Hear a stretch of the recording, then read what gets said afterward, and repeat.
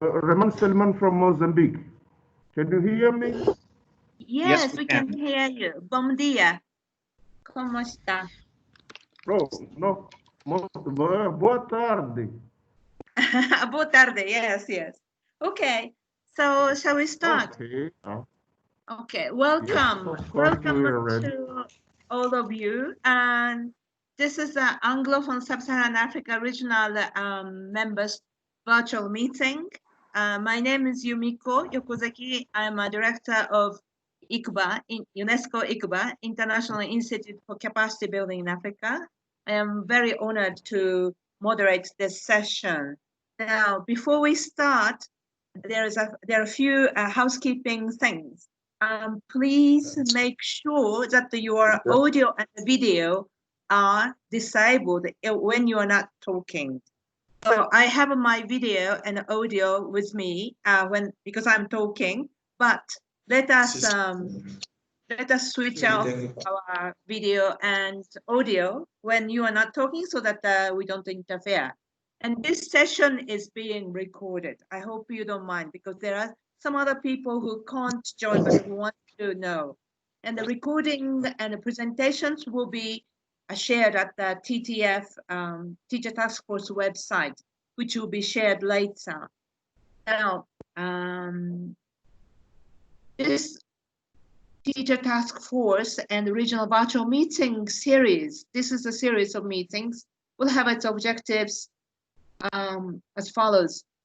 TTF was created in 2008 upon agreement of the Oslo Declaration, and it is a global independent alliance working solely on the teachers and the teacher issues. It is dedicated to raising awareness and expanding knowledge and supporting countries on the question and the themes raised in Target 4 of the SDG 4. So organized by TTF in cooperation with UNESCO ICBA, this meeting is a part of a series of regional virtual meetings and COVID-19 education crisis, supporting teachers in distance learning and on the school reopening. We would like to rebuild better. And then this is with the national and regional stakeholders on education to engage in a dialogue on the issues related to teachers and teaching and learning as countries develop responses to COVID-19. Now, the meeting also aims to take forward the TTF work identifying other avenues to cooperation and increased regional cooperation and knowledge sharing on teacher issues, which was sought through regional meeting held in 2019. In this meeting today, we will have a presentation on the TTF response on the COVID-19 pandemic, which will be done by Mr. Boren Chacon from the headquarters. And this will be followed by a presentation by the TTF member countries and also organization of experience related to addressing challenges, development, and promising practices and opportunities identified and related to addressing issues on teachers and teaching during COVID-19 induced school closure and the planned school reopening strategies.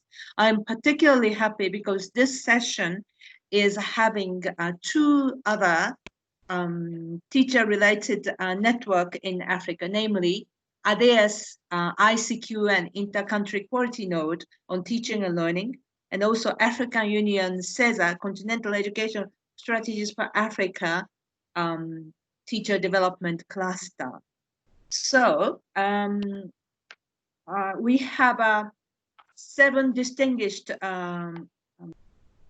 presenters. First, Mr. Boren Chacon, Director and the Division Director of Division for Policies and Lifelong Learning System and at the UNESCO, and also acting head of a Teacher Task Force Secretariat. I will go on to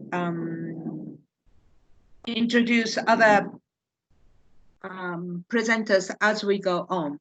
So we have Mr. Boren Chacon, who is the key person in bringing UNESCO's COVID-19 Global Coalition. So, Boren, you have 10 minutes to present Teacher Task Force work. Thank you very much. Over to you. And again, people, please put your video and microphone off so that we can hear Boren very well. Thank you. Thank you very much, Yumiko. Good afternoon to you. Good afternoon to all colleagues. Let me acknowledge also my colleague Anne-Therese, the director of Nairobi office, and I'm very happy to see her joining us in this TTF meeting. Dear colleagues, I would like to present very briefly what we are trying to do as part of the Teacher Task Force broadly, but also what we have been doing since the adoption of the outbreak of the crisis and adoption of some of the documents that are important from our perspective on empowering teachers in the context of the crisis. Maybe first of all, just to refer to the coalition, the Teacher Task Force. As you know, we have around 140 organizations and countries joining the Teacher Task Force, and it's a powerful platform that can advance the teacher agenda both at global level but also at regional level, and that's what we are trying to do today. The coalition has and the Teacher Task Force has three main lines of action. One is advocacy and supporting the teacher role and highlighting the importance of the teacher role in the context of the education system. One of the flagship of the advocacy is the flagship on the Policy Dialogue Forum that we organize every 2 years, and the last one was on the future of the teaching profession. We organized it in Dubai last December. The second main line of action is about knowledge creation and sharing, and it covers different aspects on what we know about teachers' role, filling gaps on the teachers' contribution and what teachers are facing as the challenges, but also how to monitor the SDG 4.46 target on teachers and exchanging knowledge and on teaching profession. The knowledge platform that we launched recently is really one of the reference platform now on teachers globally, and we hope that this will serve the teacher community all over the world and specifically in Africa. Last and not least is country support and engagement, and part of it is about developing tools and resources for policy advice and policy development related to teachers. And one of the flagship is the teacher policy guide that we developed, and that's now used as one of the major tools to review teacher policies and to deliver on teacher development, teacher policy development in different contexts. And in Africa, we have had different occasions where we have used this tool, for example, in Guinea, in Eswatini, and other countries in the region. Maybe one aspect, as I mentioned, the knowledge platform and teacher policy development guides. These are the resources that I just mentioned, and you can find them on our website. And they are there. They are updated. They are up to minute, and we hope that also through the discussion that we are having today and going forward, we can keep them updated. And we are very pleased to see that there is a lot of uptake on the access to the knowledge platform and from Africa as well. Maybe I move to the COVID response. As you know, we have immediately through the Teacher Task Force engaged on how to protect teachers and how to ensure that teachers are considered in the context of the COVID-19. We have issued the call for action on teachers, which covers three areas. One is to preserve employment and wages in the context of the crisis, prioritize teachers and learners' health, safety, and well-being, and include teachers in developing COVID-19 education responses through, for example, social dialogue and engaging teachers' representatives. The other areas that we covered is about providing adequate professional support and training to teachers in the context of the COVID crisis, for example, on digital skills, pedagogies for remote learning, equity remaining as at the heart of the education response, and obviously it's about equity in education, but also equity related to teachers. And we know that there are many vulnerable teachers, for example, in rural areas. There is a gender challenge, some cases there is people with disabilities. So equity remains an important aspect. And last and not least is to ensure that teachers would benefit from any aid response that the international community will mobilize for education system in the context of the crisis. So these are the three areas that the 6 areas that we covered through the call for action on teachers, and that call for action helped us to continue working and responding to the demand of different partners and mobilizing our stakeholders who are part of the teacher task force. Maybe we also, as part of the work we have been doing and advocacy, we have been drawing attention to the digital divide, be it for learners, but also for teachers, particularly in Africa, where we know there is a large number of teachers that are not qualified and not trained before the crisis. And the crisis just amplifies some of these challenges, that half of the learners around the world are not connected to internet, and this numbers increase highly in Africa. So the issue of connectivity, the issue of digital divide has been highlighted, and the role of teachers, both in terms of accessibility to digital skills and filling those gaps, but also in terms of their own contribution to fill these gaps, were highlighted through the work we have been doing. We are moving now to a recovery phase where the question of return to school is at the top of policy agendas in many countries. Of course, some countries are still in a crisis management, but many are returning to school, and we have developed a guide for policymakers to support teachers back to school. And this is an important tool that we have developed through partnership with ILO, with UNESCO and other stakeholders that are part of the teacher task force. And this guide covers different areas. Some of them are related to safety and health and well-being of the teachers. These are the first 2. Some of them are related to empowering teachers, both in terms of capability, capacities, but also in terms of deployment, their rights and their working condition. Some of them are more related to the resources that are related to investing in education, investing in teachers' salaries, but also capacity development.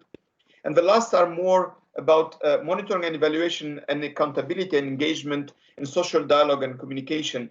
And we think that it's a top priority to engage teachers in the dialogue on decision making, and obviously this has to happen through the social dialogue and through representative of teachers. And together with our colleagues at Education International, we have been engaging in this area. Maybe some suggestion from our perspective related to the regional engagement.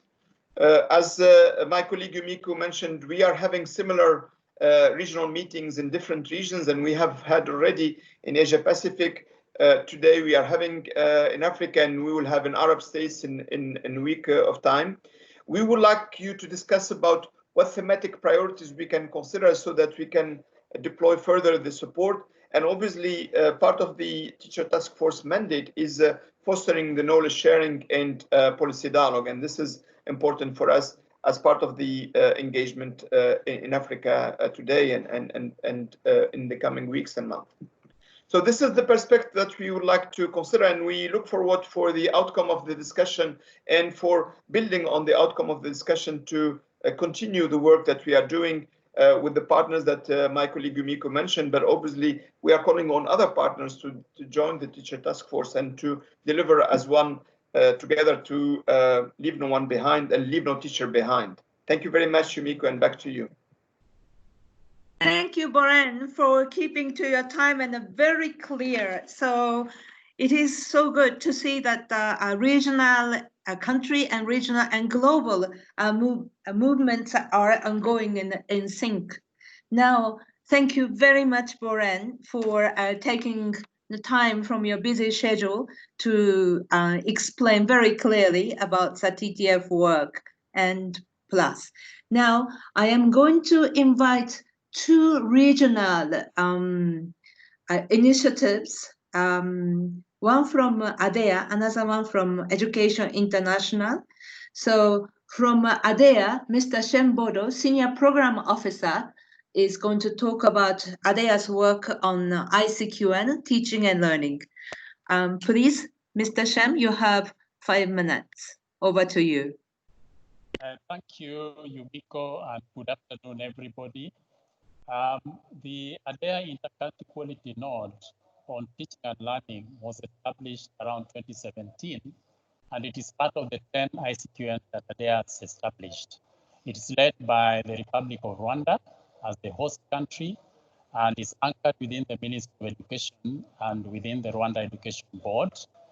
And the overall objective of this ICQN is really to support ministries of education in Africa to develop and implement their policies and strategies for effective teaching and learning. And this is done through peer learning, experience sharing, knowledge sharing. It has 7 strategic priority areas of focus for country support. And this is as per the ICQN strategic plan of 2018 to 2022. So the 7 strategic areas includes enhancing the relevance of curriculum so that it can reflect the country context, also strengthening teacher professional development programs within the countries, supporting the integration of ICT in teaching and learning processes, developing inclusive and learner-friendly teaching and learning environments, and also the area of assessment where the ICQN has got a subgroup called the Network of African Learning Assessments, or NALA, and the aim is really to support the establishment of a comprehensive assessment framework that informs the teaching and learning processes. Then there's the issue, of course, of teachers, streamlining teacher recruitment, retention, and certain practices that can really motivate the teachers, incentives that are both monetary and non-monetary. And also the ICQN is housing a domain, it's a former working group of ADEA called Books and Learning Materials. And the aim here is to promote the development of national book and reading policies. And I just wanted to indicate that the ICQN collaborates over the years with UNESCO. Of course, UNESCO ICFA, which is promoting teaching in African countries, teacher development in African countries. And also we have regularly and annually integrated our work and collaborated with the International Teaching Task Force. I remember participating in the last meeting in Dubai, and also our coordinator of this particular ICQN has been attending the policy dialogue forums of the task force. And we are also a member of the sector cluster on teacher development as an ICQN. I wanted quickly to just briefly talk about the fact that we undertook a quick study last month to see how African countries are delivering education at home amid the COVID-19. Sam, you have 1 more minute. Yes, so within that 1 minute, we did realize that in terms of teacher development, we realized that there is lack of time for adequate preparation of teachers for online lesson delivery. This really came from the countries. The teachers have not been trained to work from home since it requires a different pedagogical approach. And there was really lack of clarity on how to capacitate the teachers in adopting and using IT solutions.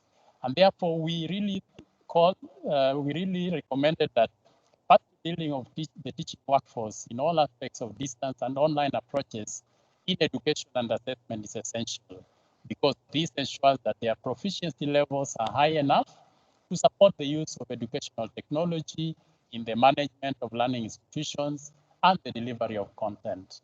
That is all I had to present. Thank you very much, Miko. Back to you. Thank you very much, Shem. I know that the ICQN's survey, which is very practical and informs a lot to all of us. Thank you very much for sharing the excellent work of ICQN.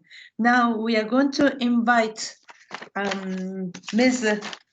Asibi Napoe, the Chief Regional Coordinator for Education International, together with Ms. Lucy, also a Regional Coordinator for Education International.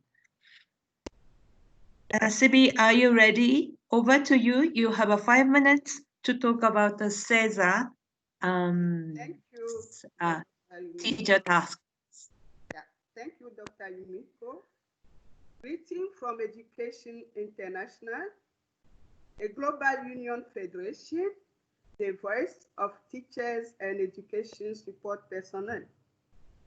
Like many other education stakeholders, EI regularly organize webinars to help share information and experiences on the impact of COVID-19.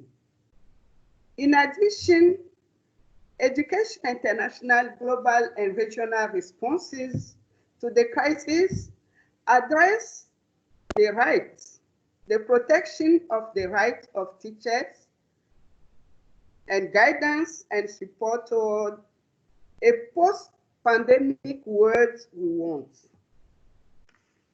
In the webinar of 18 May with member organizations in the region, the affiliates raised concern with regard to the discrepancies and inequalities that the lockdown were causing, with fear that SDG 4 would not be achieved.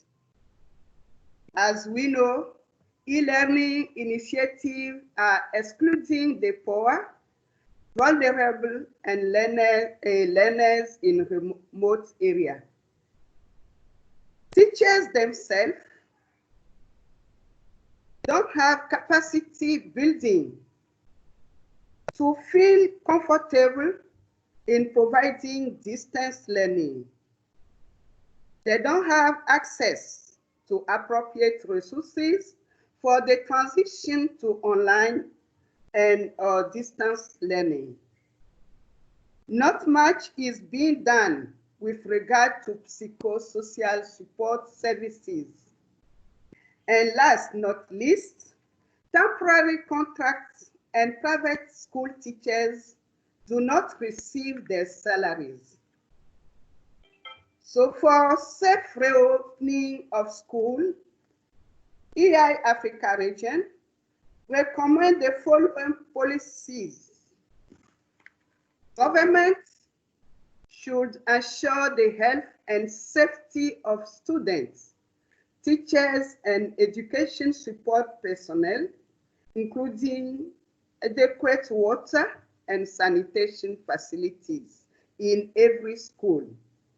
I think the colleague from UNESCO already said it. The social distancing and the protection of educators and students must go through maybe double shift system or phase approach. Additional measures should be taken to safeguard the health and well-being of vulnerable staff and students, and especially pay the salaries for teachers in private schools. For teachers' union, the government must engage a genuine social and policy dialogue when any decision related to COVID-19 response and school reopening is being taken. The labor rights of teachers. Asibi, I finish. Yes. Asibi, you have 1 minute to Okay. you have 1 minute to complete. And Thank we you. need that a psychosocial support for students and educators. And finally, we said before the opening, the safety and security measure must be made. And it should not be any compromise by the education stakeholders once the measures are not satisfactory enough. Thank you, Yumiko. Thank you very much, LCB.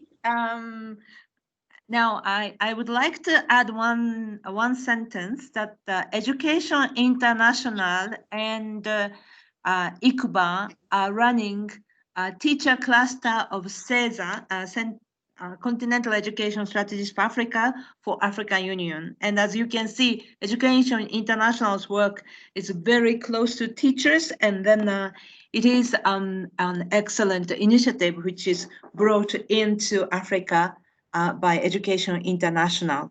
Now, here I'm going to invite 4 colleagues from countries.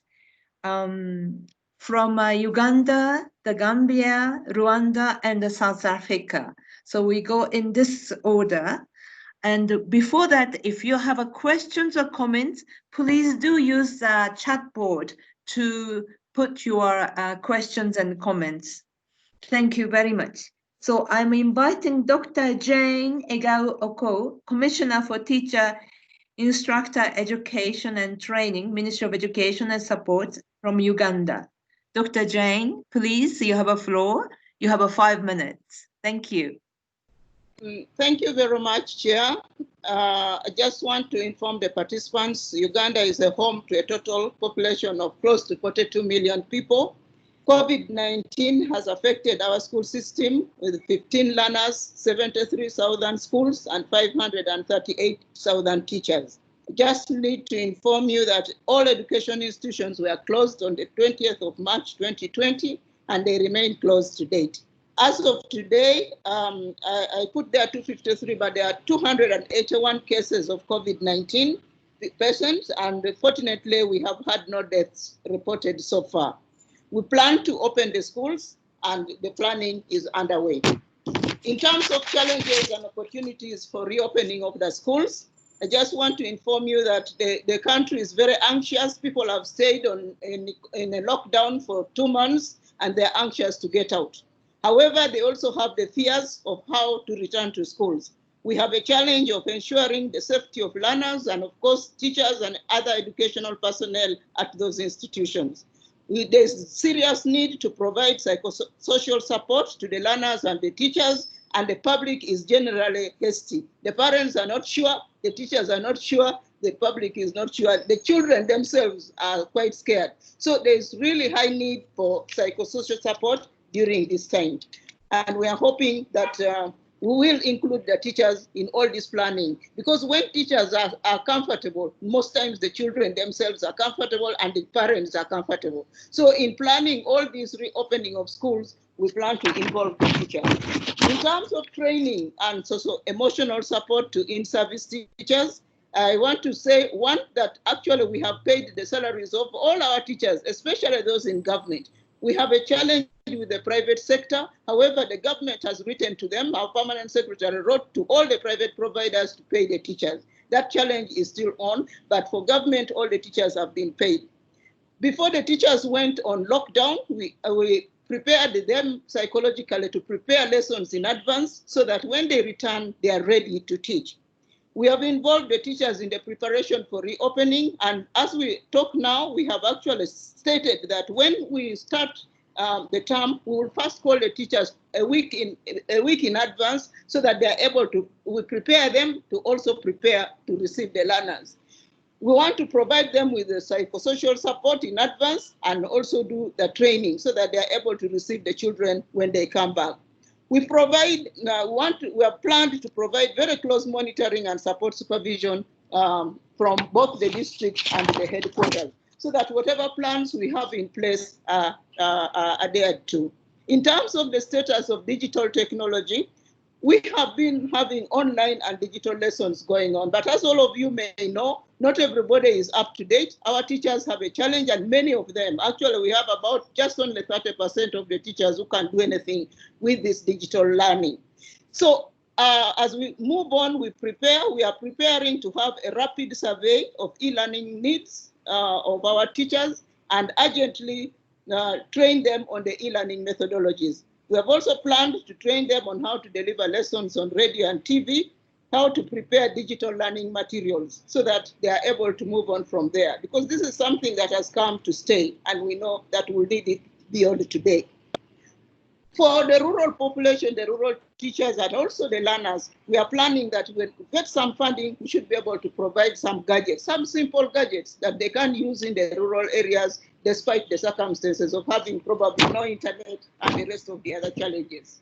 In terms of the measures to support vulnerable populations, we have prepared focused back to school campaign messages, especially for girls, because we don't know what will happen during these 2 months that they have been out, and also for other vulnerable groups.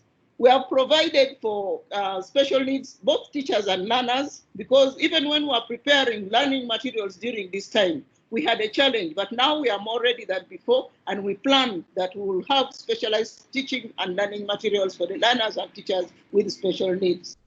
We supply self-study materials. You have 1 minute to finish. Thank you. Technologically advanced populations. And also, as you know, Uganda is a home of very many refugees, about 600 of which are learners and teachers in the refugee camps. And so we are giving them special focus during this period. In conclusion, Chair, the teachers need to be paid their salaries to meet their personal needs if they are to function, and we are aware. Teachers need to be included in the planning for school opening, and we have done that. Teachers need psychological and professional support, and we plan to do that and will continue. And finally, teachers need to be trained in distance learning methodologies and technologies, and we are ready to do that. Thank you very much for your attention. Thank you very much, Dr. Jain, for a brilliant presentation from Uganda. We agree. We can't agree with you more on the teachers must be part of the solution. Their voices must be heard. Now we are going to ask a colleague from the Gambia, Mr. Lamin Fatojo, Director of Ministry of Basic and Secondary Education from Banjul. Mr. Lamin, you have 5 minutes. Thank you.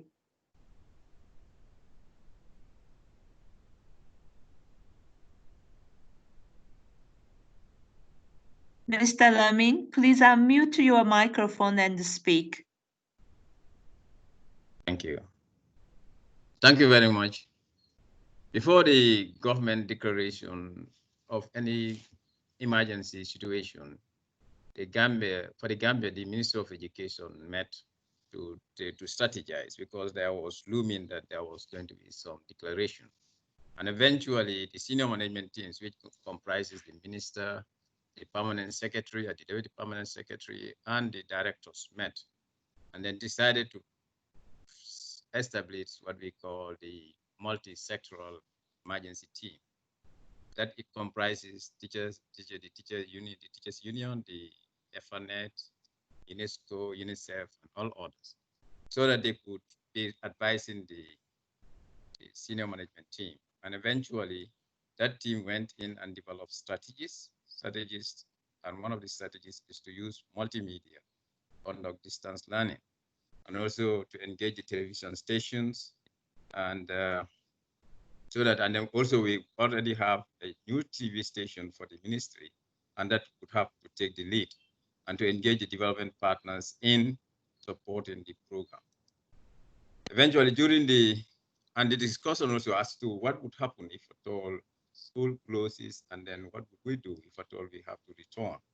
And then one of the strategies was to use intensive and extensive approaches to curriculum recovery, strategies of lesson delivery, the scheduling of exams, especially international exams, national exams, and also the extension of days, week, and terms were discussed, and intensive lessons for examination classes.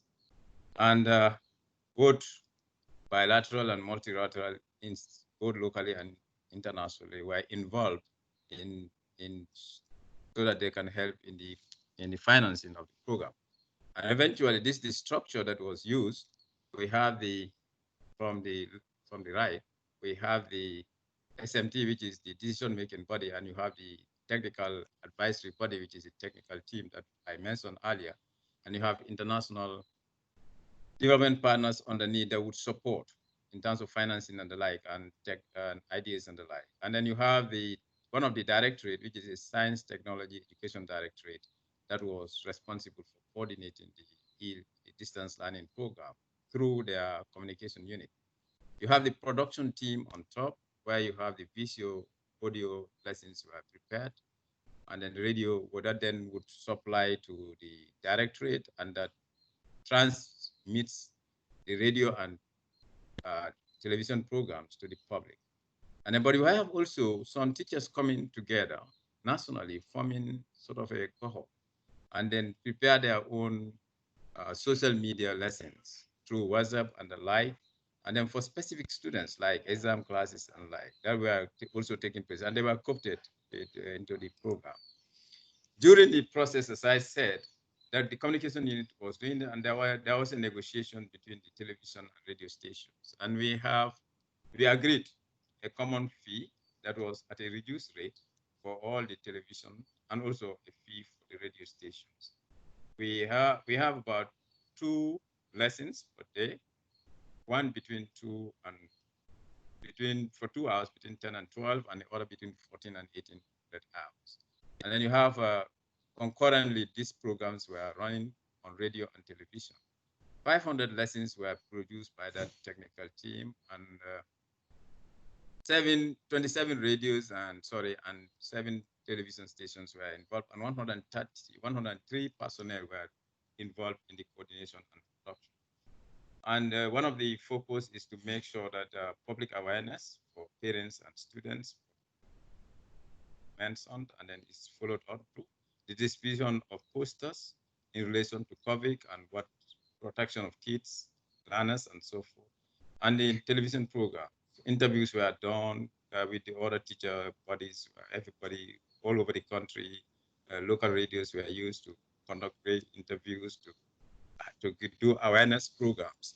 And then the idea is to keep the kids at home, and also and the parents and the teachers, and get them to do something, so that we save them from the contacts, social distancing, and the like. And Mr. Amin, you have 1 minute to complete. Thank you. Thank you. And then lastly, the challenges were logistical because it was not the COVID came at a point when the budgets were already drawn.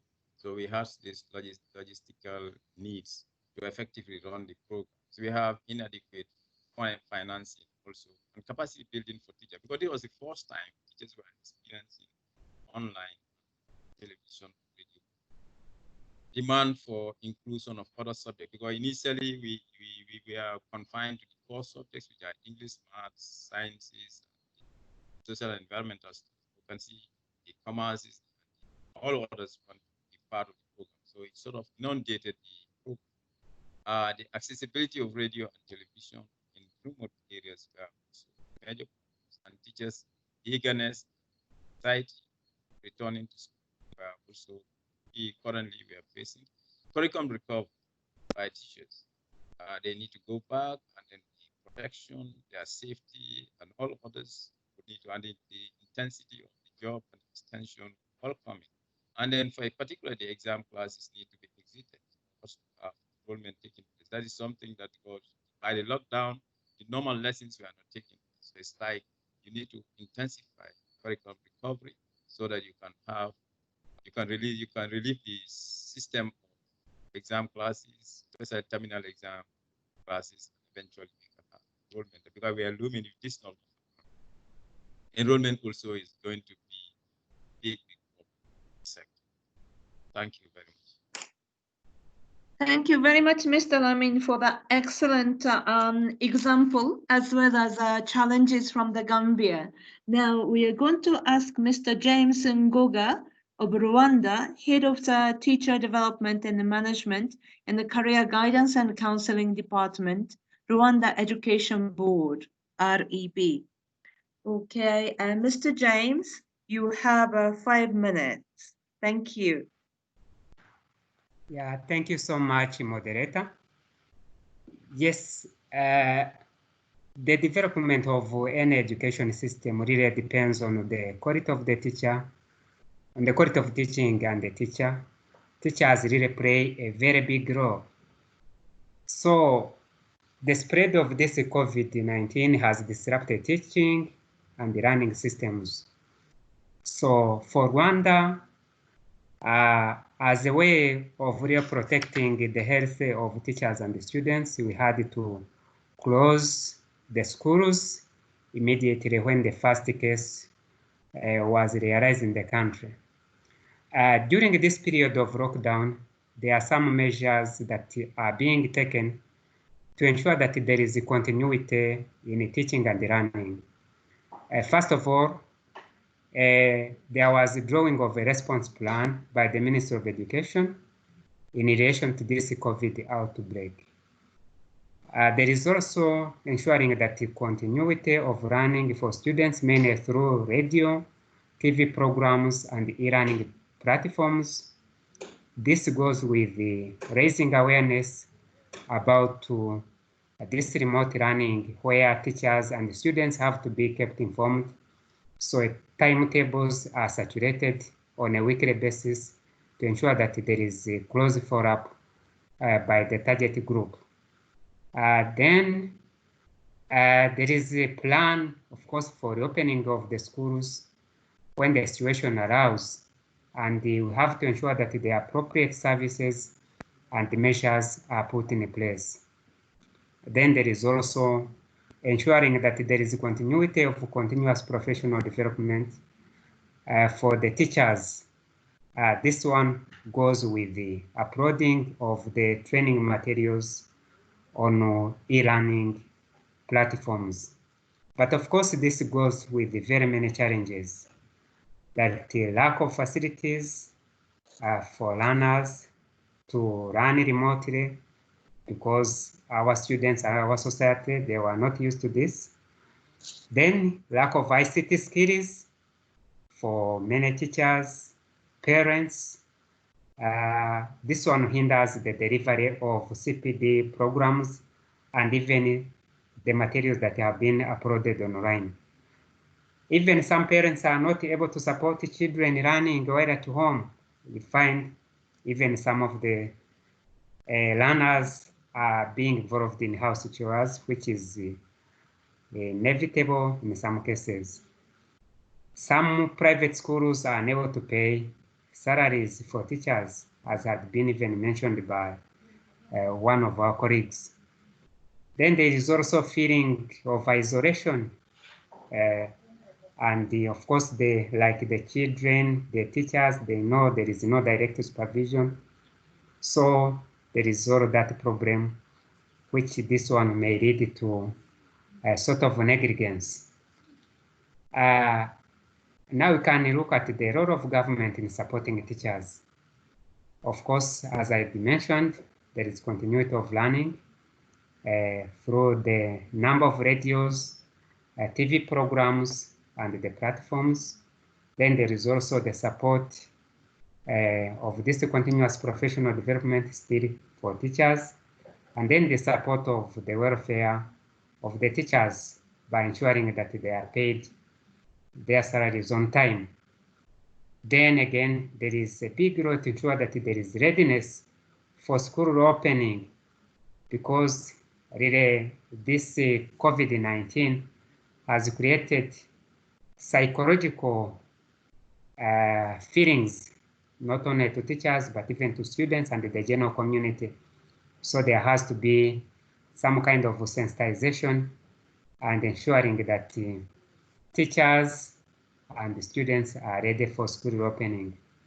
And then there is Mr. James, one. you have a 1 minute to complete. Thank you. Yeah, in this we have also been involving development partners to support education initiatives during this period. So I can now go directly. The strategy is to promote distance learning. Of course, there is a need to develop and digitize teaching and learning materials, which we are trying to do. Then use of e-learning platforms and to increase accessibility. Then avail ICT infrastructure and schools. Then train teachers on integration of ICT in the teaching and the learning process. Then conduct regular assessment to keep track of teachers and the students' performance. And of course, prioritize and allocate resources in ICT-led education. Thank you so much. The other information is on the PP that has been shared. Thank you so much. Thank you very much, Mr. James Ngoga, for that another excellent work from Rwanda. And CPD is very much needed now, even more than before. And excellent presentation. These presentations are going to be available on TTF site. Now, I'm going to invite Mr. Enoch Rabatapi, Chief Director of Teacher Development and Department of Basic Education in South Africa. So please put the slides for the last presentation. Mr. Enoch Rabatapi, you have 5 minutes from now. Thank you. Okay, can we move the slide to slide 4? Slide 4, yes, move, yes. Yeah, just to indicate that our country went into lockdown effectively from the 16th of March after declaration of the state of disaster, and we've been on lockdown. And on 24th of May, the different level of lockdown declared, which allows us now to reopen the schools. Next slide. Just to indicate that next slide, South Africa is one of the worst affected countries, I think, in Africa. We have currently 24,000 cases of COVID-19. We have 524 deaths and 12,741 recoveries. These are the different alert levels that were declared, and from the 1st of June, the country will officially be on level. Next slide. And next slide. Okay, the slide movement is a bit slow, but in terms of teaching, next slide, teaching and learning support, we have been using radio and television like other countries have used, and it has worked very well. Let's move to next slide, slide number 10. This is the use of radio. I will not go much into that. Right, these are mainly the challenges around the use of television that we have, that some of the television that we use are commercial and are not affordable to some of our poor communities. So we rely largely on free-to-air television, and we've got to make sure that we are inclusive in terms of our television offerings, which is one of the challenges that we have, because it didn't accommodate in some instances things like sign language interpretation. Next slide. Next slide. Okay, online content. We've used a lot of online platforms that have been mentioned there. But of course, issues of data have been some of the challenges that we have had. And we've partnered, of course, with some of our private partner organizations and mobile operators to zero rate some of the data costs and ensure that the poor learners are able to use some of the platforms. Lack of devices is also a problem. Issues of poor connectivity are also there. Then we are also having a problem of vandalism and theft of devices that is really working against our effort. Next slide. Next slide. Yes, we have teacher development centers in different regions, and these have got resources and connectivity, and poor learners and parents can go into these centers where they can download material and actually use materials in their schools when schools reopen. Next slide. Now, regarding the reopening of the schools, we've done a number of things. Our schools, our teachers are already back in school. We are starting with a phased-in approach on the 1st of June. We are beginning with 2 grades, grade 7 and 12. All schools are now being supplied with personal protective equipment. We've developed orientation guides for parents, teachers, and learners, and we've already trained the teachers and the managers who in turn will train the teachers on the orientation. We've ensured that these guidelines are in different languages. We are developing flyers and video clips that will be made available in schools to ensure that we publicize the information. We've also revised our curriculum looking at the available time that we have. In terms of collaboration, we work with teacher unions. Yes? Please stand up, you have a 1 minute to complete. Yeah, we've worked with teacher unions and everybody and agreed on non-negotiables on schools reopening. We are employing independent monitors to ensure state of readiness of all schools. We have made arrangements to ensure that sick and vulnerable teachers remain at home, and then we've collaborated with other government departments to ensure that the psychosocial support for teachers and learners who are affected. Next slide. Right, this is that element of the recovery plan. Next slide. This is the orientation guide that we use to train just. Next slide. This is the guide that we use to support parents. Next slide. This is just the way forward in terms of making sure that our use and radio and television is sustained. We have a dedicated education channel that is broadcasting educational content. We have to content on radio and television with the school calendar. We're using teachers to actually source content for television broadcast, and we are working with other private sector organizations to ensure that they provide financial and technical support to us. Thank you very much. There's little time, so I can't do all this. Thank you very much. Thank you very much, Mr. Enoch Gravatapi. We learned a lot from a well-organized and yet prioritized approach from South Africa.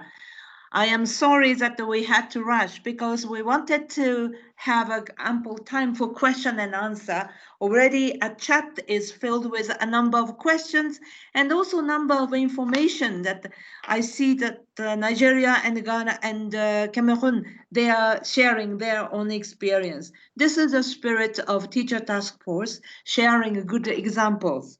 Now at this moment, I'm going to invite Peter, who have been busy working on these questions and comments in the chat, so that he can lead us to the question and answer session. Peter, over to you. Thank you.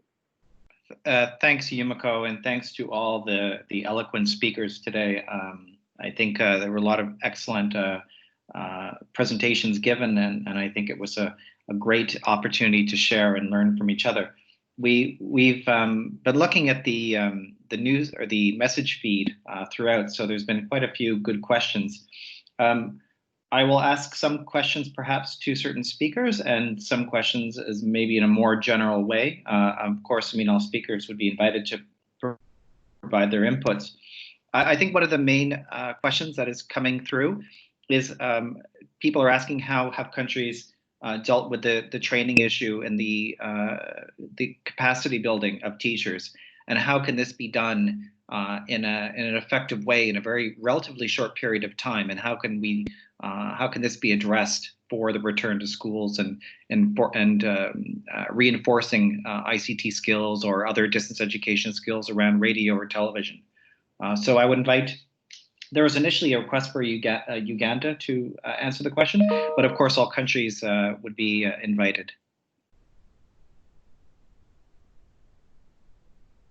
I don't know if Dr. Jane is still there. She'd like to address. Can I respond on what we are doing, South Africa? Please go ahead. Okay. Firstly, in South Africa, we've developed long before COVID, we had a professional development framework for digital learning. That framework was adapted from the UNESCO framework. So we've been using that to develop programs for digital skills for teachers. We were still in the process of training different teachers on this, but we will be using this platform, the webinar, to continue to train some of our teachers on the use of radio and television and how to integrate lessons from radio and television into the schooling timetable. This is the work that is currently ongoing. Thank you. Okay, can I say something? Yes, please. Please. Okay. In Uganda, we have a very interesting mode because we already have 3 hubs that were supported by UNESCO and established at 3 different training institutions. The 3 hubs actually are meant to cover the entire country if they function to their maximum. We have prepared now to rehabilitate and ensure that the 3 hubs are able to work. When they work, we are able to reach all the teacher training institutions in the country. And our teacher training system at lower level is structured in such a way that you can reach even a primary school teacher at the furthest end through what we call a teacher development and management system.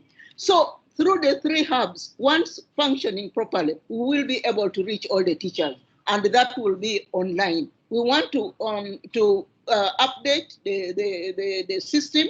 We want to put there all the training materials, and we will be able to reach all the teachers.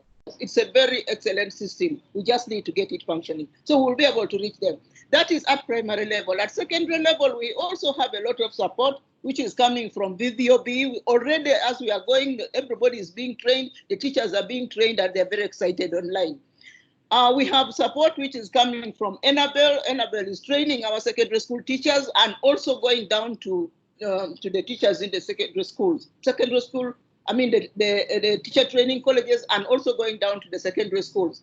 And the teachers are being trained. So these are already ongoing initiatives, and we just want to strengthen it, and we think it is possible. Thank you. Thank you very much. Would Rwanda or please, yes, go ahead. Yes, I mean, for the Gambia also, well before the COVID situation, we have what we call the e-learning program, which was run by a unit, and then we have sort of hubs in every region. We have about 6 regions in the Gambia. It's a very small country though, about 410 kilometers. So we have about long, and then we have about these hubs in all the regional centers, and then so in some clusters where we have the center, which is at the headquarters, and some sort of it was meant for transmission of lessons for teacher training from the hub to the regional centers. All that they need, they will convert, teachers will convert to the hubs, and then you have the main center that is transmitting the lessons. But it was also it also faced problems of having networks in some of the areas. So you can see that some of the programs were not wouldn't reach the targeted population. But nonetheless, lessons were also prepared by this unit, animated lessons for children that teachers can sync on their computers and also use in their classes. You have some schools are even motivated now. Some they have their own finances and they are buying computers, laptops for their schools so that they can have this e-learning as part of their lessons. So those are developments that are also taking place with some of the difficulties of network reaching the remote areas. Thank you. Thank you very much. Anyone else have any comments about the issue of training and capacity building? If not, there was also some good questions about the involvement of teacher unions and to what extent teacher unions have been consulted and worked with governments in terms of the post COVID-19 response. So I don't know if anyone would like to address that question. Yes, I think I have something on that. Please go ahead. Yes. Yeah, for us in the Gambia, we have only one teachers union, and then we work with them in all the planning and the implementation of programs well before the COVID. Even in the strategic planning and the policy development, we make sure that they have a seat in the development. When the COVID came, they are part of the technical team. So the teacher matters are usually advanced by that by their representative, and that has brought in a harmonious work with them.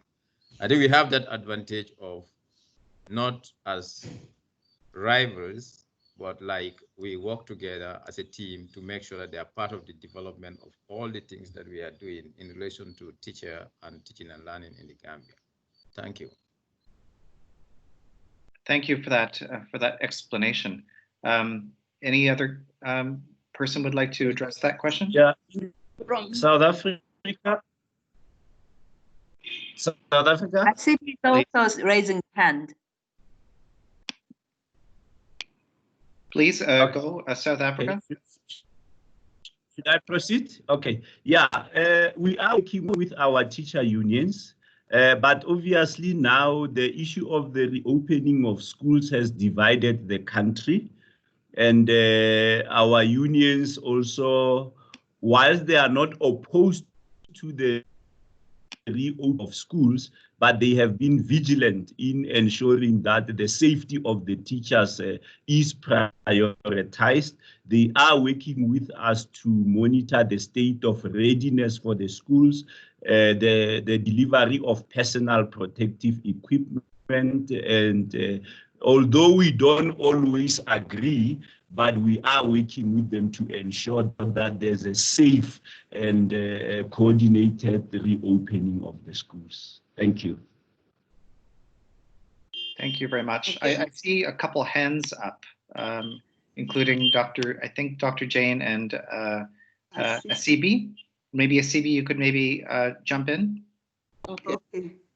Yeah, I just want to thank our colleagues, our decision makers, the representative of countries from Uganda, Gambia, and South Africa.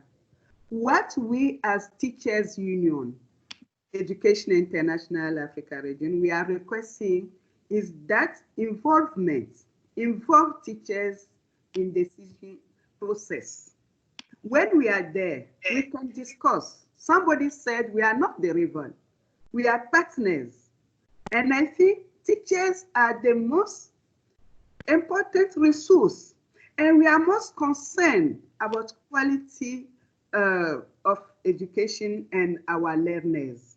So for the school reopening, in many countries, our affiliates, our members, teachers union, raise concern about safety. If safety is there, all the measures are there, we are going back.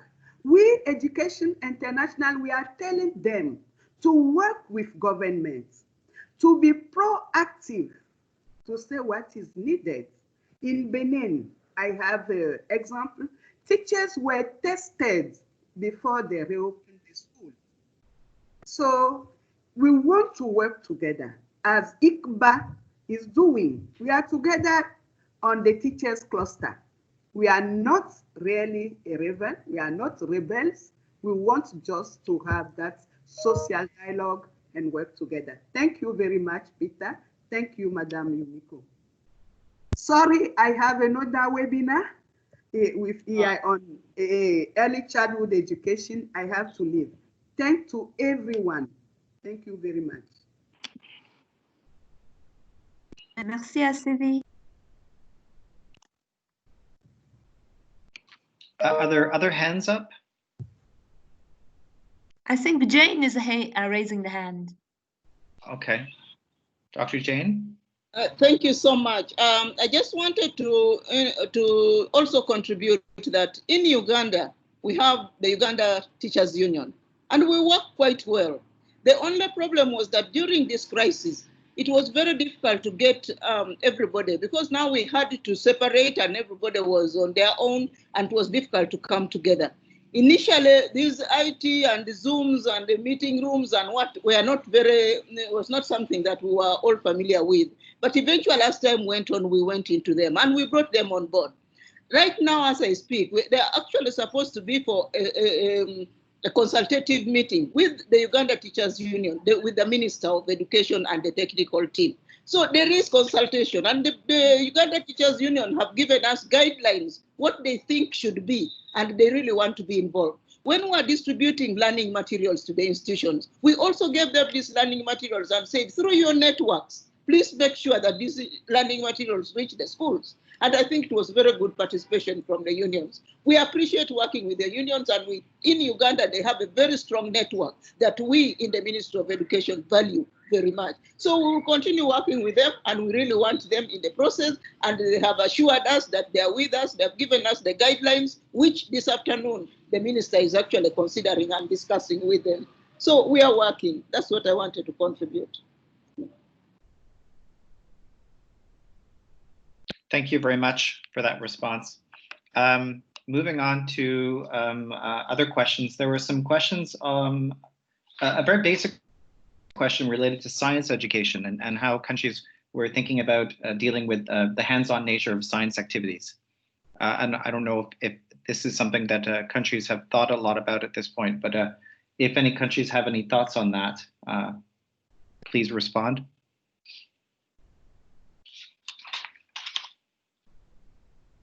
Our view from South Africa. Please, yes, go ahead. Oh, am I? Oh, okay. Well, one of the things that we're looking at is how we can actually use television to ensure that we cannot cover physically. And of course, the design of the television programs and the teaching methodologies on the television program, it's something that we are focusing on. So we see that it's going to be one of our major resources going forward to ensure that we also address issues of practicals and experiments. Thank you.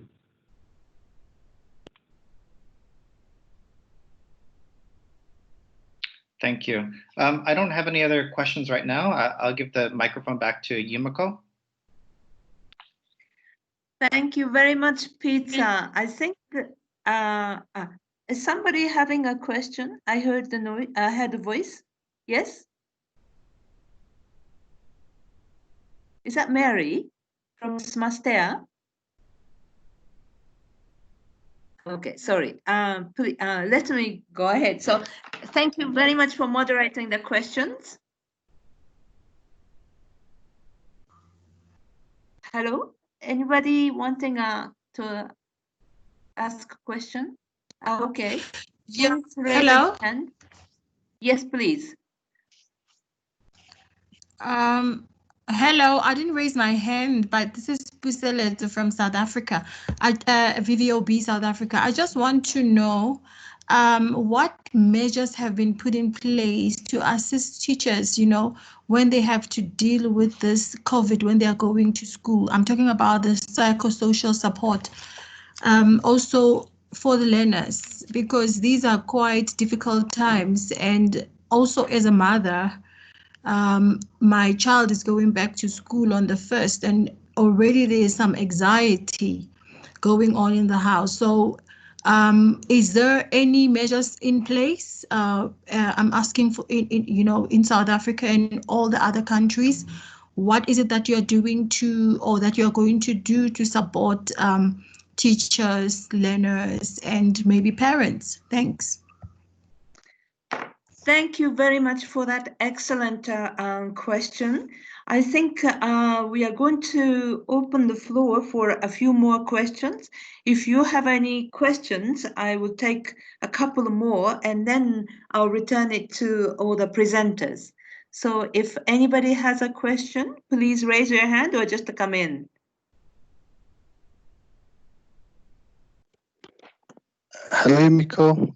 This is Binyam. Hi, Binyam. Please go ahead. And then also afterward, Josiah Ajiboye. Yes. Yeah, Binyam, go ahead. There is one question from Mary in the chat room, and she was asking about Kenya. Currently, Kenya is considering the matter of reopening schools. One of the challenges is how to handle the boarding schools. She wanted to know if there are any ideas on this. Thank you. Over to you. Thank you, Binyam, for the excellent question. Relaying from Mary in Kenya, boarding school is a very important and a complicated issue. There was somebody else show. Yeah, thank you very much. This is Josiah. Yes, please go ahead. Josiah. This is Josiah Ajiboye, the Registrar of Teachers Registration Council of Nigeria. You know, given our population, you know, Nigeria actually has over 200 million, and the large number of our children are actually, all the children are at home presently. And we want to thank you for putting this program together. But we're looking forward, you know, because teachers are now going to deal with what we call new normal. You know, the new normal will now require maybe so many. I think we should come up, yes, let the TTF come up with certain guidelines that will help countries in reopening. I think countries will be helped greatly if we can release the guidelines to our various ministries of education, guidelines for reopening of schools. And some of the suggestions will include the number of pupils in the classroom, the kind of maybe shifting system in the school, having maybe morning, afternoon school system, so many other guidelines that will be included. Also within this period, it's also important to prepare our teachers because we are talking about the psychosocial factors that will guide the teachers. Teachers are going back to a new environment, and it's important that we have to prepare them maybe through online programs to help them to be able to cope with this new normal, because the usual face-to-face teaching is not going to be, yes, we're going to use what we call blended learning. Yes, we're going to, you know, and also the issue of the internet facilities, especially in rural areas. About 1/3 of African population has no access to the internet at all. I think it's something that should be a big challenge to us. About 1/3 of the population of the continent has no access to the internet. And this is a big challenge. It's a big challenge, even when you want to run online programs. I think we have to look at this, especially as it affects rural areas. And I think part of what we decide on should be how we are going to help countries to be able to support their training with regards to all this. Once again, we really want to thank you. We appreciate what you are doing. Thank you. Thank you, Josiah, for our excellent question. In terms of the guidelines for reopening, I do understand that the Teacher Task Force has put global guidelines, but maybe there is a need for us to adapt it to a number of countries in the continent, and including challenges in rural areas. Now, I see the hands from Chris Benchiomo. Are you there? Would you like to pose your question? Mr. Chris Benchiomo? Okay, maybe it was a mistake. So if, okay, I think we have asked all the people who have a question. Yes, Hello, Mr. Chris Ben? Yes, we can hear you. Please ask your question. The African Council for Distance Education. Aha, excellent. There was a question. Hello? Can you hear me? Yes. Good. There was a question in terms of capacity building. And I want to assure members that in the event that there are schools with those challenges, the African Council for Distance Education has put in place a team of experts to capacitate teachers in terms of online learning and teaching. And these experts are coming from Zimbabwe Open University, the University of South Africa, UNISA, and the Open University of Tanzania out. So those experts can also come in and help in terms of capacity building. Thank you. Thank you, Dinotenda Chaijo. That's a very good contribution from distance education. Now I'm going to ask the presenters to respond to the questions posed by the participants, and I probably will go from the order of Shem Asebi, and then the country colleagues. Is that okay? And then there are questions on the psychosocial support and also reopening of the boarding school. What are the things to be done, and the teachers' guidelines for reopening a new norm. And yes, and then also teachers' capacity building issues. So may I ask Shem Bodo to come in? You have just 1 minute to respond, and then Asibi. Yeah, thank you, Yumiko.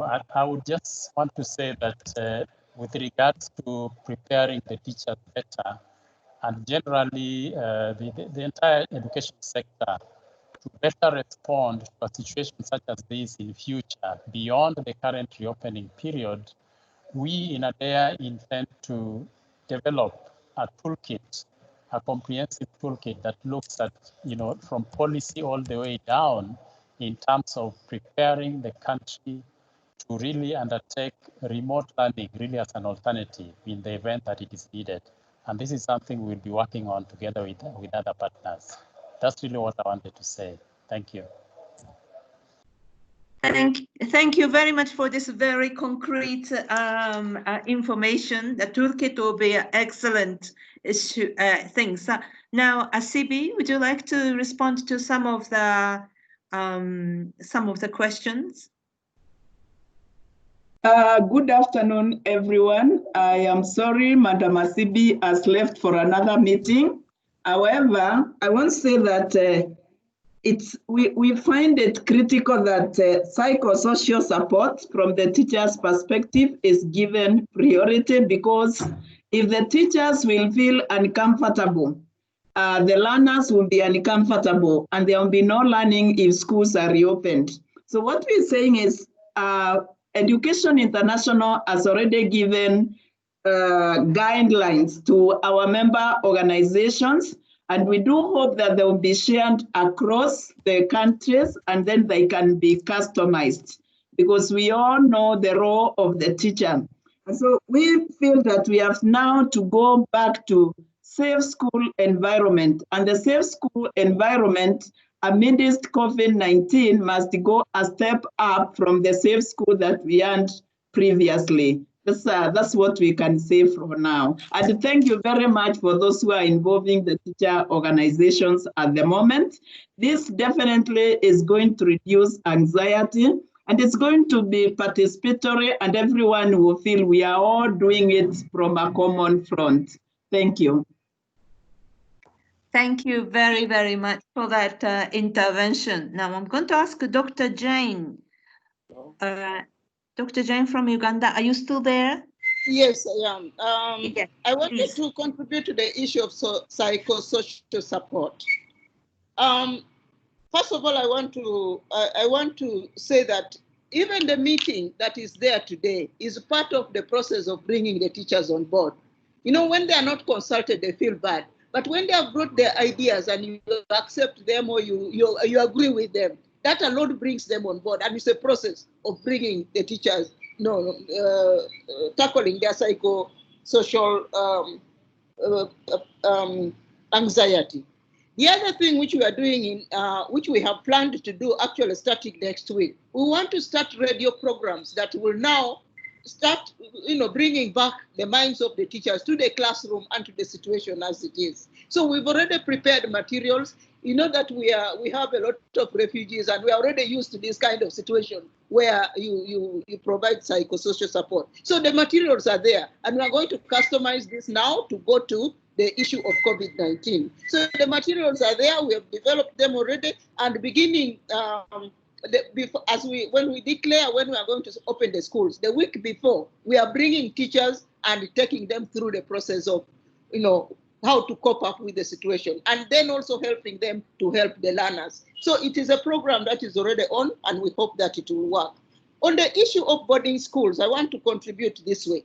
What we have done is we have said we are not going to bring back all the children. We are bringing back only 1 year, and we are bringing back only the candidate classes. When we have only 1 year, it is possible to spread them across the many buildings and facilities that are in the institutions. So in the boarding, in the dormitories, there must be on one bed, one person, and they must be spaced 4 meters apart. And that is the standard operating procedures that are going to be utilized. We are also saying even in the classrooms, you spread them. So, and we feel that they are even safer because nobody can interfere. They will be inside there and they are safe. We are even more unsafe with the day schools. Because for the day schools, they go out, they interact with everybody, you don't know who they'll get to. But the boarding schools, we feel safer as long as the numbers are controlled. So that is what we are planning for the boarding schools. Finally, in terms of guidelines, we are saying there are so many guidelines that have been prepared internationally and nationally, but we need to customize them to what works. And that is exactly what this consultation process is doing. We are now customizing all this that we have had to the situation of Uganda, and we'll come up with our own that meet the situation as it is. I thank you. Thank you very much, Dr. Jane. That was beautiful. Now I'm inviting Mr. Lamin Fatojo from the Gambia, please. Yeah, before inviting Mr. Lamin, just a question for Mr. Lamin. Yes, please. Thank you. I am Augustine Cambo from Sierra Leone. The Gambia, Nigeria, and also the Ghana is part of the West Africa Examination Council, and some preparation was almost at the forefront before the COVID ensued. And I just want to know if there is any conversation at the Gambia or Nigeria around the West Africa examination, which was supposed to happen, because Sierra Leone here have already started some conversation with the West Africa Examination Council. So if there is any conversations that we can have a common front on that particular direction. For us here, the program is really, really ongoing because what happened, we have the experience of the Ebola, and we build upon that. So the Ministry of Education has its own radio station. So we are using the radio station now. It is almost ongoing. Thank you for now because of the time. Thank you very much. Now back to Mr. Lamin. Thank you very much. I think I have two things to look at. One is the protocols to return into schools, reopening of schools. For the Gambia, the technical team has already drafted a set of protocols that we are sort of is multi-sectoral, including the Ministry of Health and the Transport Union. So we can look at, first of all, the congestion would have to happen. Exam classes may start first, and then they will come, and then they will be decongest because some of the classes are very large. They'll be spread into various classes. And some of the items in the protocols are like, first of all, there must be water points, sanitation points for children, and then the distancing of children, and then testing before they get to the schools and also. So we are waiting for the Minister of Health to look at it and then to advise further. So that's where we are in terms of going back and then looking at helping the teachers to make sure that they are going to be trained to be handling the situation. Before even going, school must be fumigated. Like that's one of the things that is being recommended, that the Minister of Health in partnership with the Minister of Education will have to visit all the schools and make sure that they're fumigated before children, so that it's much safer before they get to school. In relation to the WAS, I know for Ghana, when the COVID was on, their exam classes were going, and they are going to sit to they've agreed to sit to their exams in June. It was. But for the Gambia, I think it's deferred to around September. Because what we need is, by the time we return, we need to make sure that there is decongestion for enrollment also.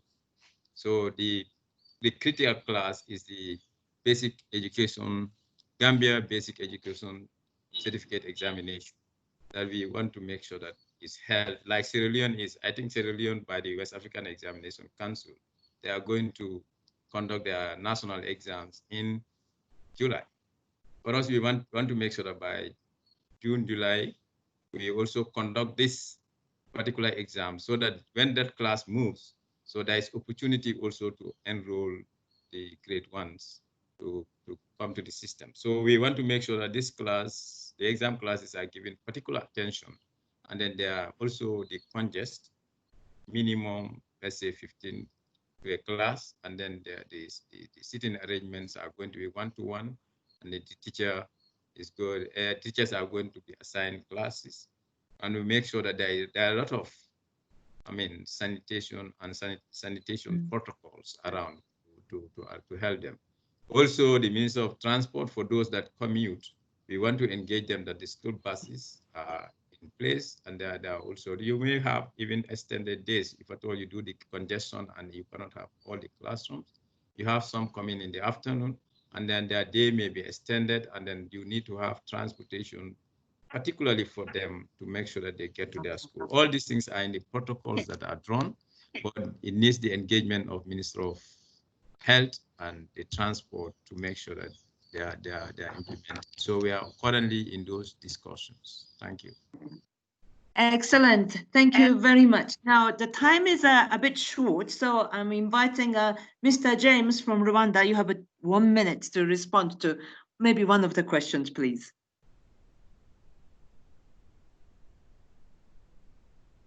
Hello, Mr. James. Hello. Evoga?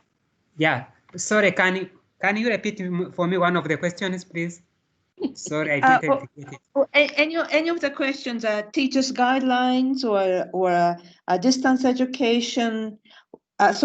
Teachers' guidelines or reopening of the schools, especially boarding schools? Any of the questions? Yeah, sure. Yeah, I can respond to that. A task force, like for us, there is a task force that has been put in place to look at the guidelines, what should be in place. But prior to that, there was also a response team that was also put in place.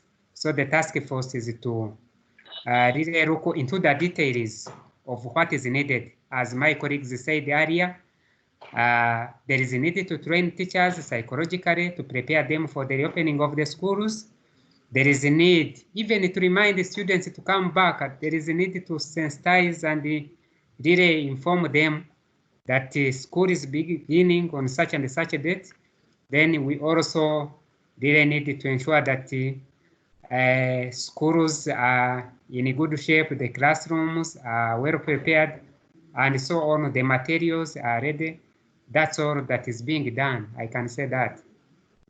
Okay, thank you very much. Very well organized approach. Now, Mr. Enoch Kurabatabi from South Africa, would you like to respond to some of the questions? You have 1 minute. Yeah, I think there was an issue around the psychosocial. I mean, we believe that psychosocial support is a specialized service, and therefore that's why we've entered into collaboration with Ministry of Health as well as Ministry of Social Development to ensure that the social workers and the nurses are on standby in different areas, so that if there are serious cases of health and psychosocial support, they can attend to them. Otherwise, for the minor cases, we do have psychosocial support units in the department who will be able to deal with those cases. Thank you. Thank you very, very much. That's a very useful information from South Africa. Did I see Peter's hand? Peter? Thank you very much, Yumiko. I just wanted to add my colleague Leila. She put a link to the TTF ILO guidelines. But just to quickly mention that we are currently also working on a toolkit, which has been alluded to, and some participants asked about the toolkit. So this is something that the TTF is currently working on and is expected to be available in June. So I just wanted to add that. Thank you. Excellent. So now we are 3:30. We have to conclude now. Not because of the time, but because the discussion was so rich and so informative. I'm not going to summarize. We just we shared a lot, we learned a lot, and then we will continue sharing.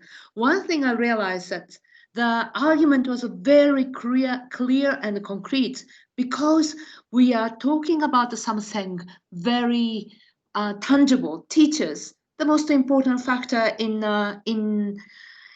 teaching and learning. So this is a series, part of the series of such platform. Let us continue.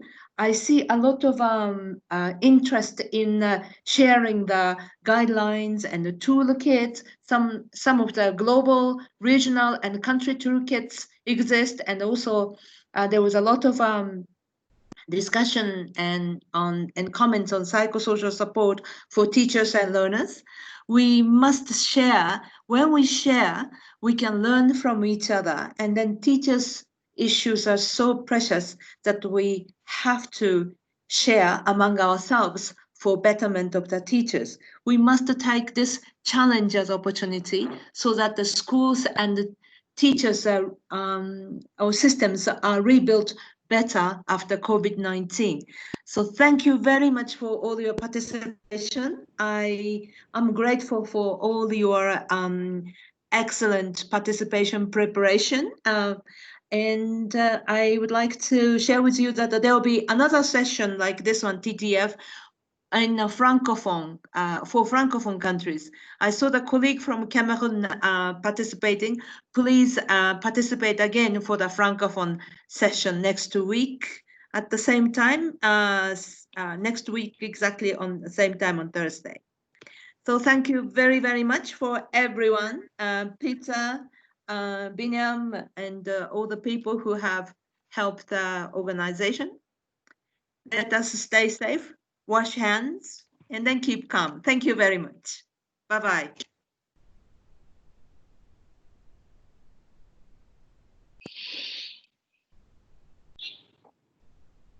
Thank you. Goodbye to everybody. Bye-bye. Thank you very much. Thank you, Felix. Bye. Bye-bye. Thank you. Bye. Thank you very much. Thank you for the presenters. They were excellent.